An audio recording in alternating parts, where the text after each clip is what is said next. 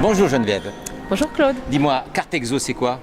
Alors c'est un projet naissant, collaboratif, de partage, dans lequel vous allez trouver des fiches d'exercices, de méthodologie, de remédiation gratuites à imprimer et à mettre dans les classes de l'élémentaire jusqu'à la fin du lycée.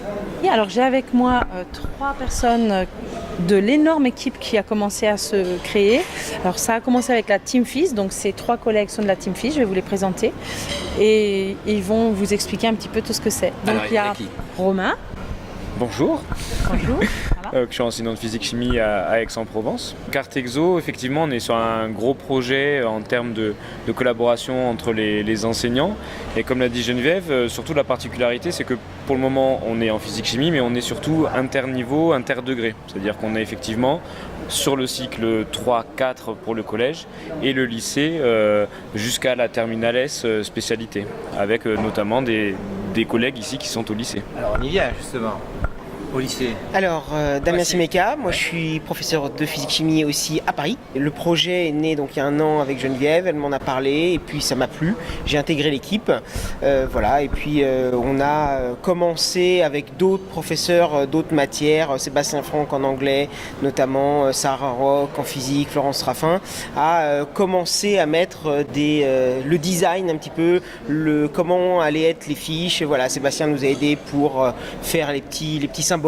On est en physique-chimie, donc pour l'instant on va parler d'atomes, de compétences, enfin des choses comme ça. Voilà, donc c'est un projet innovant sur lequel maintenant on essaye de vouloir s'agrandir sur d'autres matières. Bleuhen, toi tu es la 2e jeune femme qui est ici, donc on est quand même dans une représentation assez paritaire. Hein, tout à fait.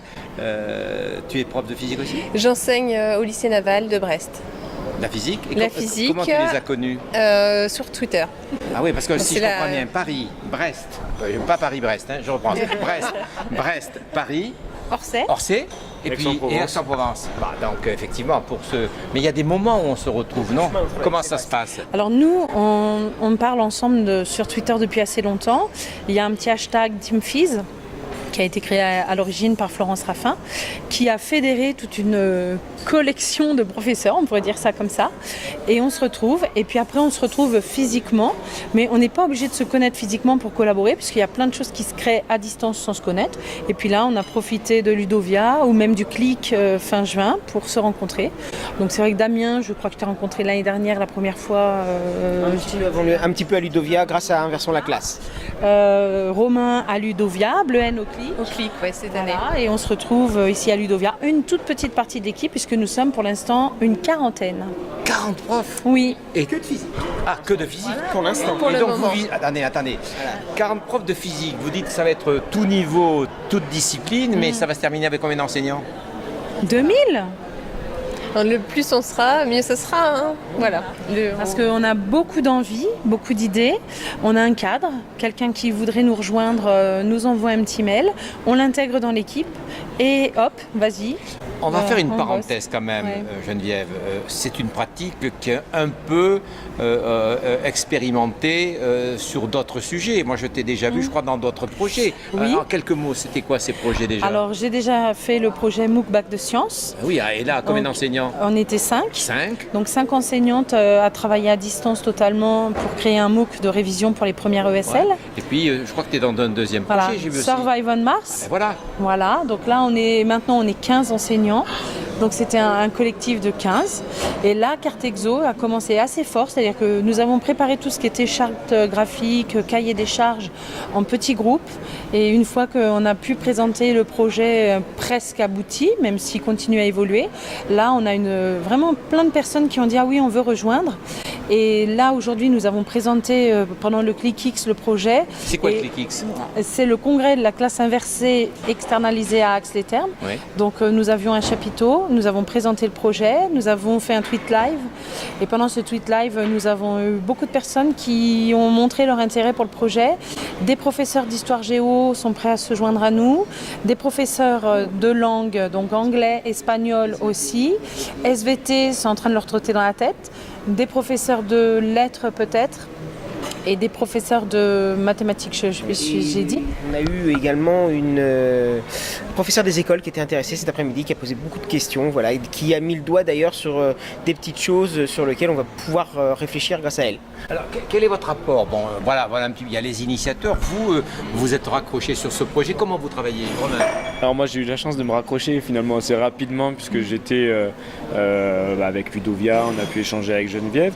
Moi après je suis un petit peu intervenu en apportant un peu des forces vives puisqu'on avait un groupe de collègues de collège. Alors ce qu'on apporte, ça a été le travail au début sur la partie charte graphique et puis là maintenant c'est sur la partie des contenus, c'est-à-dire quel type d'exercice on met, quels sont les types de coups de pouce, les corrections, puisque le principe c'est d'avoir quand même une cohérence entre tous les auteurs, de manière à ce que les fiches puissent être utilisées par n'importe qui, qu'elles aient été écrites par X ou par Y. Donc là il y a ce travail-là, mais comme le disait Geneviève, c'est vraiment un projet qui est ouvert, c'est-à-dire que pour le moment, nous en tant qu'enseignants de physique-chimie, on a mis en place un cadre par rapport à nos pratiques, et s'il y a des enseignants d'autres disciplines qui estiment que eux, peut-être qu'il y aura des particularités en langue, on peut imaginer que par exemple l'aspect sonore sera peut-être plus présent que ce que ça peut être en physique-chimie, ce projet il est ouvert, c'est-à-dire qu'à un moment les enseignants auteurs vont s'approprier, mais aussi les enseignants utilisateurs sans qu'ils aient besoin de participer à la création des fiches, c'est-à-dire que c'était ouvert, on peut se servir sans avoir besoin de faire partie de l'équipe. Ils vont aussi faire vivre le projet et peut-être donner des orientations auxquelles nous, et Geneviève, initiatrice, on n'a pas nécessairement pensé a priori. Alors, est-ce que vous estimez que c'est destiné uniquement aux enseignants?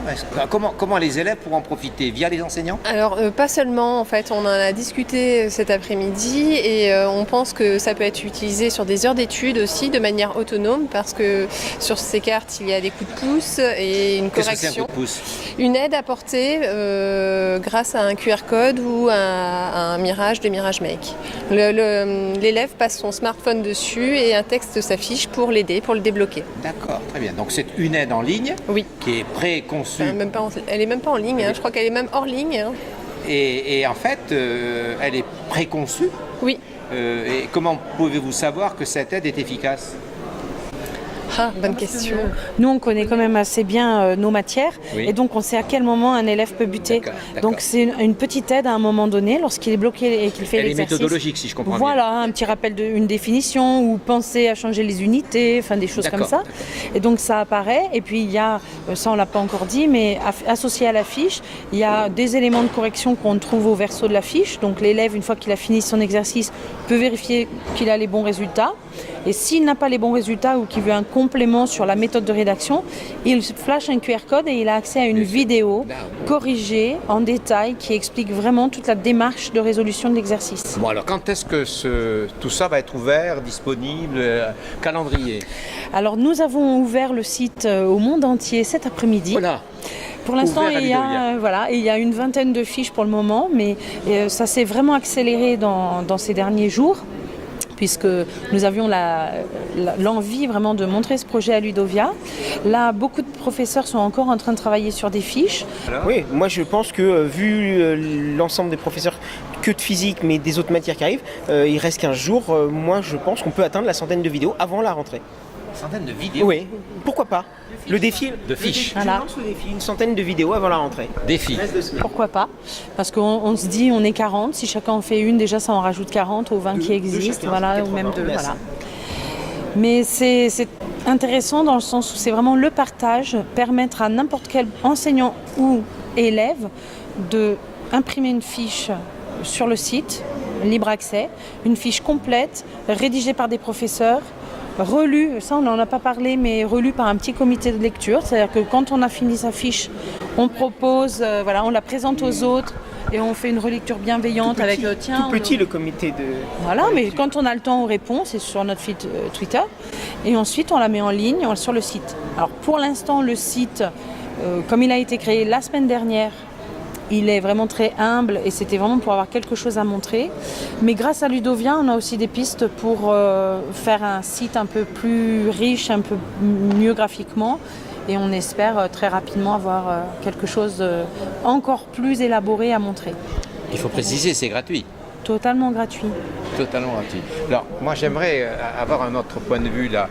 pourquoi vous s'être engagé dans cette démarche? Au fond, pourquoi vous l'avez-vous fait? Alors, pourquoi tu l'as créé? Je te poserai la question tout à l'heure, mais pourquoi vous avez rejoint? Parce que seul c'était impossible, que ça faisait longtemps que j'avais envie de rendre l'élève plus autonome et donc voilà, à plusieurs on est plus fort. Moi, ce qui m'a intéressé, c'était effectivement que ça peut aussi influencer sur la différenciation pédagogique. C'est-à-dire que chaque fiche est faite avec 3 niveaux de difficulté et les élèves peuvent prendre la difficulté qui les intéresse en fonction de leur niveau et ils sont assez autonomes dessus. Donc ça, c'est quelque chose qui est très intéressant. Et puis l'aspect numérique aussi, voilà, puisqu'ils naissent avec ça. On a discuté aussi cet après-midi, on a eu l'idée, pourquoi pas faire des vidéos et des fiches de correction directement aux élèves eux-mêmes. Ça va rejoindre ce qui a été dit, c'est développer l'autonomie des élèves. Moi, c'est quelque chose que je mets en place, enfin je ne suis pas seul, mais c'est quelque chose qui m'intéresse beaucoup avec les élèves. Et là, c'est vrai que la partie autonomie et travail, qui peut être soit de remédiation, soit de révision, soit de préparation pour des évaluations, il est très intéressant. Et au-delà de ça, c'est la notion de partage, c'est-à-dire qu'effectivement, on est sur du travail collaboratif qu'on met à disposition des enseignants et du partage aussi pour les enseignants qui souhaiteraient nous rejoindre. On n'a pas besoin d'être un informaticien chevronné pour pouvoir créer ces fiches-là. Il y a un guide qui est prêt pour les auteurs potentiels et puis surtout, il y a un groupe d'enseignants sympa, puisqu'on est là, bienveillant. Qui est prêt à aider, c'est-à-dire qu'on a une difficulté, on est là pour pouvoir, enfin quand je dis on, c'est les 40 qui sont dans le groupe, prêts à pouvoir aider pour des problèmes techniques, des problèmes de logiciels, etc. Donc c'est vraiment un projet dans lequel il ne faut pas hésiter à s'investir en tant qu'auteur sans avoir peur du regard des collègues ou sans avoir peur de la difficulté technique que ça pourrait représenter. Il ne faut pas hésiter à nous rejoindre. Alors, et Geneviève, en conclusion, pourquoi toi tu t'es lancée dans cette démarche? Eh bien, c'est que moi j'observe mes élèves et je me rends compte qu'ils font des exercices et parfois certains ont des difficultés et ils ont besoin de refaire un exercice identique ou de travailler une compétence particulière, ou même des élèves qui ont envie d'aller plus loin, de faire des exercices plus difficiles que je leur propose pas forcément. Et donc je me suis dit, ça serait pas mal d'avoir une boîte à exercices. Donc j'ai eu cette idée l'année dernière. J'en ai parlé vraiment à très très peu de collègues au départ. Et comme ils m'ont dit, ben oui, c'est intéressant, j'ai dit allez banco, je me suis lancée et puis j'ai été un peu dépassée par l'ampleur que ça a pris très rapidement. Parce que je suis vraiment très très contente de voir que ça accroche, que l'accueil est bienveillant et vraiment enthousiaste. En fait, moi je vois, vous avez tous, là, ou presque tous, des badges. Mais des badges. Et t-shirts, je l'avais même pas mis. Les filles, vous l'avez pas mis. Ah ben oui, badge et t-shirt. Alors, c'est quoi ces badges? Il y a quoi là-dessus? Dis-moi ça. Il y a les badges, carte exo forcément, et puis inversons la classe, parce que même si c'est pas un dispositif de l'association, malgré tout on se retrouve beaucoup de cette association-là. Le CLIC a aussi été un catalyseur de rencontres. La venue à Ludovia, la présentation au chapiteau, ça a permis de donner quand même une visibilité à ce projet et surtout des perspectives d'évolution vers d'autres disciplines qu'on n'aurait vraisemblablement pas eu sans. Et le logo a été créé par Florence Raffin. Florence Raffin, c'est aussi... la Team Fils Bressuire, au départ. C'est elle qui a créé la Team Fils. Bien sûr. Eh bien écoutez, merci à vous 4 et puis bon vent pour ce projet. On en reparlera plus tard. Merci Claude. Plaisir.